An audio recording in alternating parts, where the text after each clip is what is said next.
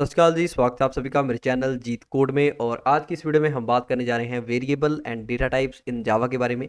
तो without time wasting के video को स्टार्ट करते हैं और सबसे पहले हम डिस्कस करते हैं कि वेरिएबल्स क्या होते हैं। अब फॉर एग्जांपल जैसे कि आपने एक प्रोग्राम राइट किया सम ऑफ टू नंबर्स का, जो कि ए और बी वैल्यू को सम करके प्रिंट करवाता है आउटपुट स्क्रीन में। तो जब आपका ये जो प्रोग्राम एग्जीक्यूट होगा, तो इस प्रोग्राम को एग्जीक्यूट होने के लिए इस प्रोग्राम के पास दो वैल्यूज होने चाहिए, सबसे पहली ए की और उसके बाद बी की।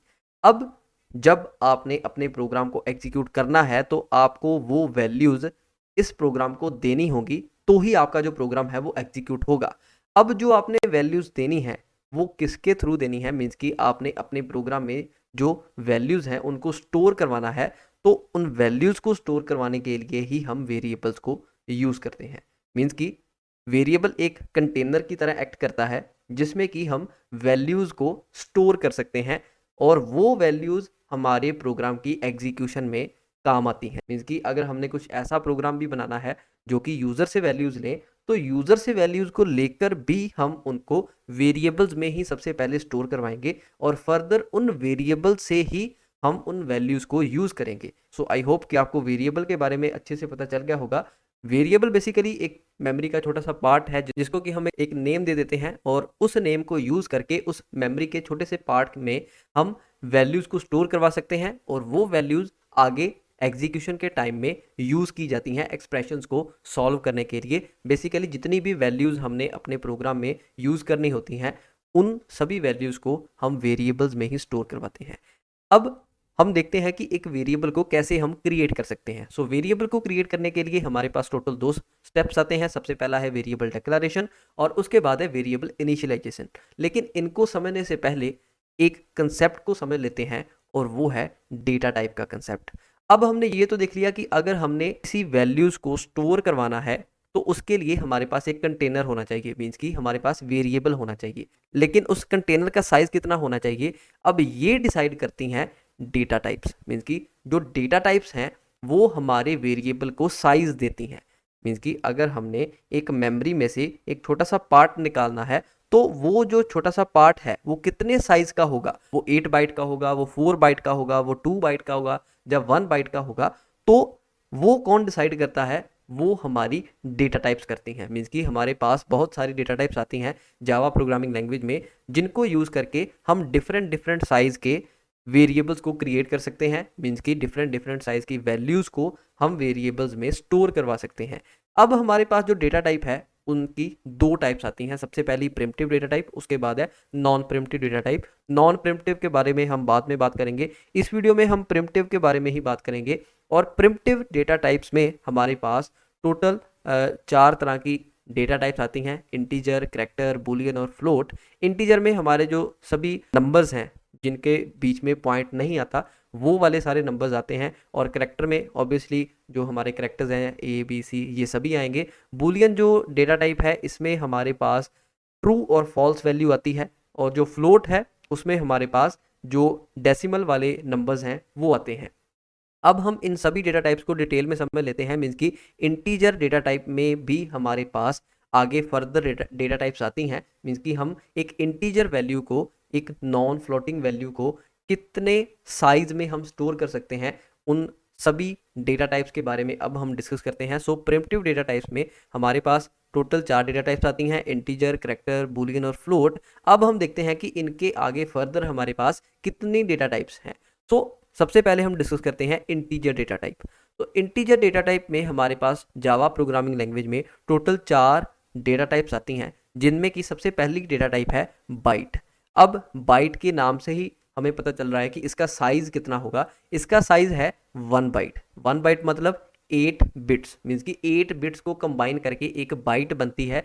सो अगर हमारे पास एक ऐसा इंटीजर है जो कि -128 से लेकर 127 तक की रेंज में लाई कर रहा है, तो हम उस इंटीजर वैल्यू को इस बाइट टाइप के वेरिएबल में स्टोर कर सकते हैं। अब ये जरूरी नहीं है कि हमने रेंज को ही हमेशा चेक करना है। तो ये डिफरेंट डिफरेंट टाइप्स है, हम अपनी रिक्वायरमेंट के हिसाब से इन डेटा टाइप्स को यूज कर सकते हैं। ये ओनली टाइप्स हैं हमारे पास इंटीजर डेटा टाइप्स की। सो इनके बारे में आपको पता होना चाहिए, इनकी रेंज क्या है, इसके बारे में आपको पता होना चाहिए, इसका साइज़ कितना है, इसके बारे में भी आपको पता होना चाहिए। सो बाइट के बाद हम सेकंड इंटीजर डेटा टाइप के ऊपर मूव करते हैं, जिसका नाम है शॉर्ट। अब शॉर्ट भी एक इंटीजर डेटा टाइप है, मीन्स कि शॉर्ट डेटा टाइप के वेरिएबल्स को क्रिएट करके हम उस डेटा टाइप के वेरिएबल में हम वैल्यूज़ को स्टोर करवा सकते हैं, और वो वैल्यूज़ होंगी इंटीजर, मीन्स कि नॉन फ्लोटिंग नंबर जिनमें कि डेसिमल नहीं आता। अब जो शॉर्ट है उसका जो साइज़ है वो बाइट से थोड़ा ज़्यादा है, और इसका जो साइज़ है वो है 2 बाइट्स। 2 बाइट्स मतलब 16 बिट्स, और इसकी जो रेंज है वो आपको यहाँ पर मिल रही होगी -32768 से लेकर 32767 तक इसकी रेंज है। मीन्स कि अगर हम एक ऐसा वेरिएबल बनाएंगे जो कि शॉर्ट डेटा टाइप का है, और उसमें हम वैल्यू असाइन कर देंगे 32767, और उस वैल्यू को, उस वेरिएबल की वैल्यू को हम अगर इंक्रीज करना चाहेंगे तो वो जो वैल्यू है वो फिर से माइनस में चली जाएगी। तो ये एक पर्टिकुलर रेंज है, मीन्स कि शॉर्ट टाइप का जो वेरिएबल है, शॉर्ट डेटा टाइप का जो वेरिएबल है वो -32768 से लेकर 32767 तक की वैल्यू रेंज को स्टोर करवा सकता है। सो इन डेटा टाइप्स का मीनिंग ये है। अब शॉर्ट के बाद हमारे पास जो थर्ड इंटीजर डेटा टाइप आती है वो है इंट, और इसको हम बहुत ज़्यादा यूज़ करते हैं। ज़्यादातर यही इंटीजर जो डेटा टाइप है इसको यूज़ किया जाता है प्रोग्राम्स में। तो इसका जो साइज़ है वो जावा प्रोग्रामिंग लैंग्वेज में है 4 बाइट्स, मीन्स की 32 बिट्स, और इसकी जो रेंज है वो है -2⁻31 से लेकर 2⁻31 -1 तक। इस इंटीजर डेटा टाइप की, इंट डेटा टाइप की इतनी रेंज है।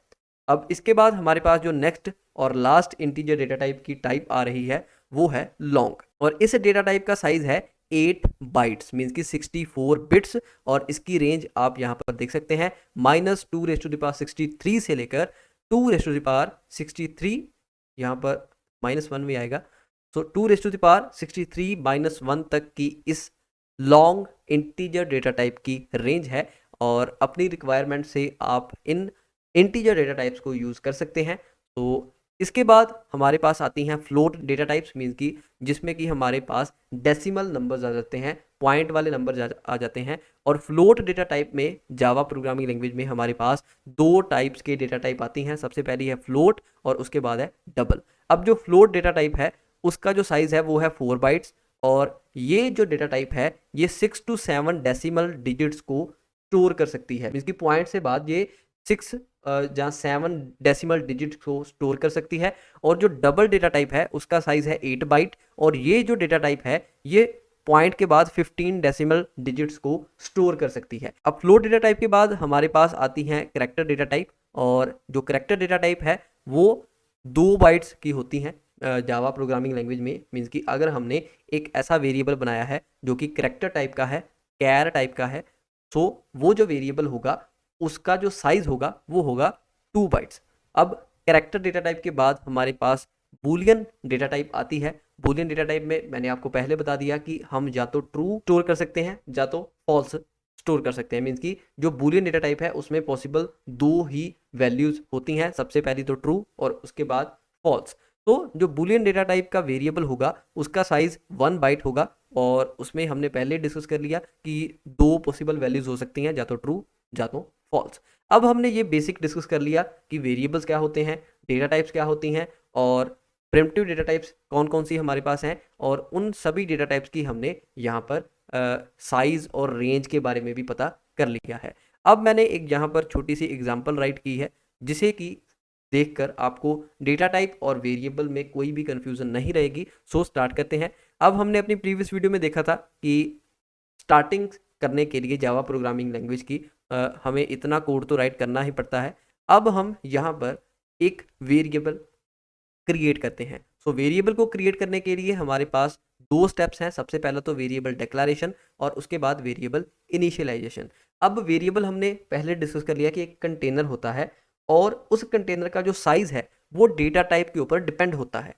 तो यहाँ पर जो वेरिएबल है उसे क्रिएट करने के लिए हमें 2 चीज़ों की रिक्वायरमेंट होती है। सबसे पहला कि उसकी डेटा टाइप कौन सी होगी, मीन्स कि उसका साइज़ कितना होगा, और उसके बाद हम उस वेरिएबल का नेम राइट कर देते हैं। मीन्स कि एक पर्टिकुलर यूनिट ऑफ मेमोरी को हम क्या नेम से रिप्रेजेंट करवाना चाहते हैं। सो जैसे कि मैं यहाँ पर एक इंटीजर टाइप का वेरिएबल बना लेता हूँ जीत और सेमीकोलन लगा देता हूँ।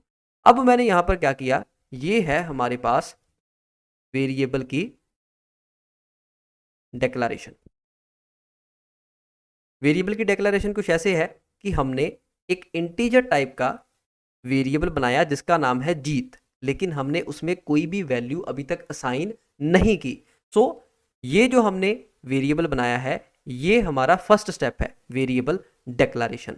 लेकिन अगर हम यहाँ पर इज इक्वल टू लगाकर कोई वैल्यू असाइन कर दें, 90 वैल्यू असाइन कर देते हैं, कुछ भी वैल्यू इंटीजर वैल्यू यहाँ पर असाइन कर देते हैं, तो अब ये जो लाइन है ये हो चुकी है वेरिएबल इनिशियलाइजेशन। मींस कि हमने इस जीत नाम के वेरिएबल में जिसकी की टाइप इंटीजर है उसमें हमने एक वैल्यू असाइन कर दी है। मींस कि हमने जीत वेरिएबल को इनिशियलाइज कर दिया है।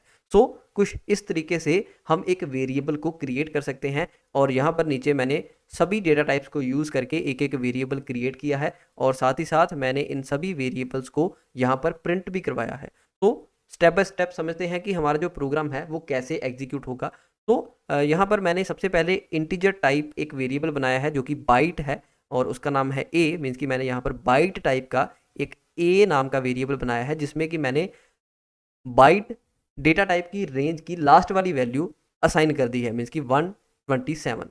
जैसे कि आप यहाँ पर देख सकते हैं कि बाइट की जो रेंज है वो है -128 टू 127। सो यहाँ पर मैंने लास्ट वाली वैल्यू असाइन कर दी है। और इसके बाद मैंने शॉर्ट टाइप का एक और नया वेरिएबल बनाया है जिसमें मैंने इसकी रेंज की लास्ट वैल्यू असाइन कर दी है। और इसके बाद मैंने इंटीजर टाइप का एक वेरिएबल बनाया है जिसमें मैंने एक रैंडम नंबर यहाँ पर असाइन कर दिया है। मीन्स की वेरिएबल को इनिशियलाइज कर दिया है। इसके बाद मैंने लॉन्ग डेटा टाइप का भी वेरिएबल क्रिएट किया और उसमें भी मैंने रैंडम वैल्यू असाइन कर दी है। इसके बाद मैंने फ्लोटिंग पॉइंट नंबर के लिए एक फ्लोट डेटा टाइप का यहाँ पर वेरिएबल क्रिएट किया है और उसमें मैंने पॉइंट के बाद टोटल 11 डिजिट्स यहाँ पर एंटर करवा दिए हैं। अभी मैं यहाँ पर ये जो f है ये यहाँ पर एंटर नहीं करता क्योंकि मैं आपको बताना चाहता हूँ कि यहाँ पर क्या एरर आता है। तो उसके बाद मैंने एक डबल डेटा टाइप का वेरिएबल बनाया जो कि फ्लोटिंग पॉइंट वेरिएबल्स को ही स्टोर करता है और इसमें भी मैंने एक रैंडम नंबर जो था उसको मैंने स्टोर कर दिया है। अब जो हमारी लास्ट वाली लाइन होगी ये क्या करेगी कि ये जो सभी मैंने यहाँ पर वेरिएबल्स बनाए हैं उनकी वैल्यूज़ को हमारी आउटपुट में शो करवा देंगी। कैसे? जब हमने किसी स्ट्रिंग को शो करवाना होता है अपनी आउटपुट में तो हम कुछ इस सिंटेक्स के साथ यहाँ पर राइट करते हैं कि double quotes a is equal to double quotes. Means कि a is equal to as it is हमारी आउटपुट में प्रिंट हो जाएगा। अब इसके बाद हमने यहाँ पर एक प्लस लगाकर एक वेरिएबल का नेम राइट कर दिया है। मीन्स कि जब ये स्ट्रिंग हमारी आउटपुट में प्रिंट हो जाएगी उसके बाद a वेरिएबल की जो वैल्यू होगी उसको प्रिंट करवा दीजिएगा। फिर से एक और नई स्ट्रिंग को एज इट इज़ प्रिंट करवाइएगा। फिर से जो b वेरिएबल की वैल्यू होगी उसको प्रिंट करवाइएगा। और ऐसे ही ये जो लास्ट लाइन है ये इन सभी वेरिएबल्स की वैल्यू को हमारी आउटपुट में प्रिंट करवा देगी। तो अब हम इस प्रोग्राम को करते हैं सेव और टर्मिनल ओपन करके सबसे पहले हम अपने जावा प्रोग्राम वाली डायरेक्टरी में चले जाते हैं और यहाँ पर आकर मैं सबसे पहले जावा के प्रोग्राम को कंपाइल करूँगा क्योंकि जावा के प्रोग्राम को एग्जीक्यूट करने के लिए हमारे पास 2 स्टेप्स होते हैं। सबसे पहला तो हमने उसको कंपाइल करना होता है, फिर बाइट कोड जनरेट होता है और उस बाइट कोड को हमने एग्जीक्यूट करना होता है। सबसे पहला स्टेप है जावा सी, मीन्स की जावा कंपाइलर के थ्रू हमने इस प्रोग्राम को एग्जीक्यूट करवाना है। तो प्रोग्राम का नेम है data type and variable dot जावा। तो मैं इसको ऑटो कंप्लीट कर लेता हूँ और जैसे मैं यहाँ पर एंटर करूँगा तो यहाँ पर आप देख सकते हैं कि हमारे पास एक एरर आ चुका है और वो एरर है इस फ्लोट डेटा टाइप में। अब यहाँ पर मैं आपको एक चीज़ बताना चाहता हूँ कि जो जावा प्रोग्रामिंग लैंग्वेज में अगर हम ऐसे स्टैटिक वैल्यूज़ अपने फ्लोट डेटा टाइप के वेरिएबल में एंटर करवाना चाहते हैं तो हमें सेमीकोलन से पहले एक f लगाना होता है। f आप कैपिटल लेटर भी लगा, f आप अपर केस में भी लगा सकते हैं, लोअर केस में भी लगा सकते हैं। अब f क्या रिप्रेजेंट करता है? f ये रिप्रेजेंट करता है कि जो ये वैल्यू है ये फ्लोट डेटा टाइप की है। इसकी एज इट इज़ अगर हम यहाँ पर f नहीं लगाते तो जो हमारा कंपाइलर है वो इस वैल्यू को एज ए डबल लेता है। मीन्स कि डबल डेटा टाइप की वैल्यू को समझता है। सो डबल डेटा टाइप का साइज है 8 बाइट और फ्लोट डेटा टाइप का साइज है 4 बाइट। अब 4 बाइट में 8 बाइट की वैल्यू सेट नहीं हो सकती, इसीलिए हमारे पास ये एरर आया है। मीन्स कि हमने इस फ्लोट इज इक्वल टू आगे जो नंबर था उसके आगे हमने एफ नहीं लगाया था, मीन्स कि नहीं बताया था कि ये फ्लोट वैल्यू है। तो इसीलिए हमारे कंपाइलर ने यहाँ पर इस वैल्यू को डबल ले लिया, लेकिन हम इस वैल्यू को एक फ्लोट डेटा टाइप के वेरिएबल में स्टोर करवा रहे हैं। तो फ्लोट डेटा टाइप का साइज है 4 बाइट और डबल डेटा टाइप का साइज है 8 बाइट। तो 4 बाइट में 8 बाइट का डेटा स्टोर नहीं हो सकता, इसीलिए हमारे पास ये एरर आया है। तो अगर हम ऐसे स्टैटिक वैल्यूज को असाइन कर रहे हैं एक पर्टिकुलर टाइप के वेरिएबल में, तो हमें ये ध्यान रखने की ज़रूरत है कि जिस टाइप का वेरिएबल है उसी टाइप की हम वैल्यू उसको असाइन करें। तो फ्लोट डेटा को रिप्रेजेंट करने के लिए हमने डेटा के आगे एफ लगाना होता है। तो अब हमने यहाँ पर एफ लगा दिया है और अब हम इसको सेव करते हैं और इसको हम जावा सी की मदद से कंपाइल करते हैं। तो अब आप देख सकते हैं कि हमारा जो प्रोग्राम है वो सक्सेसफुली कंपाइल हो चुका है। अगर कंपाइल हो गया है तो यहाँ पर एक बाइट कोड भी जनरेट हो गया होगा। तो जैसे मैं यहाँ पर एंटर करूंगा तो आप यहाँ पर देख सकते हैं कि हमारे पास A B C D E और एफ की जो वैल्यू है वो यहाँ पर आ चुकी है।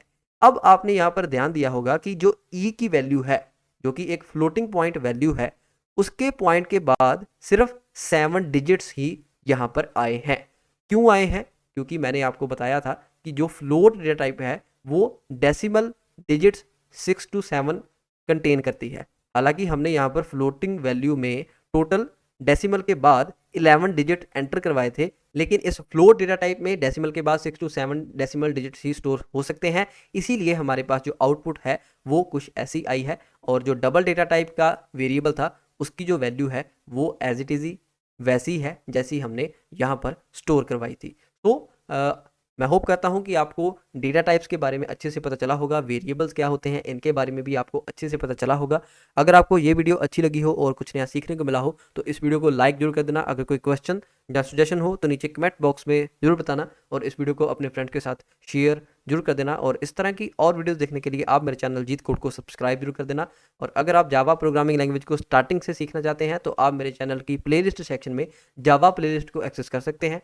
तो हम मिलते हैं नेक्स्ट वीडियो में एक और नए टॉपिक के साथ। तब तक के लिए सत श्री अकाल जी।